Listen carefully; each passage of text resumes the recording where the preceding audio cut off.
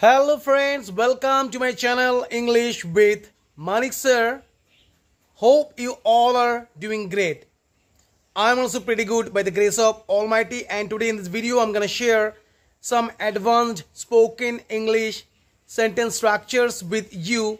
So without any further delay, let's get started. তাদের সঙ্গে মারপিট করতে সে আমায় উস্কে দিয়েছিল.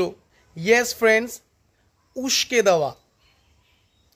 প্রভোক, তাদের সঙ্গে মারপিট করতে সে আমায় উস্কে দিয়েছিল. He provoked me to fight with them. তাদের সঙ্গে ঝগড়া করতে সে আমায় উস্কে দিয়েছিল. He provoked me to quarrel with them. Next structure.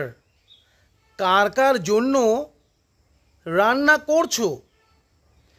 কার কার জন্য পোশাক কিনছো? কার কার জন্য, কার কার জন্য পোশাক কিনছো?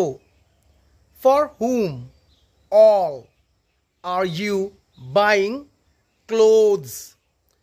কার কার জন্য খাবার রান্না করছো?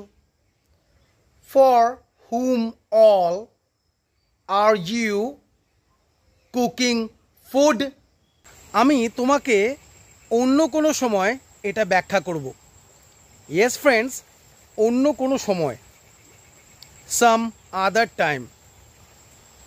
আমি তোমাকে অন্য কোনো সময় এটা ব্যাখ্যা করব.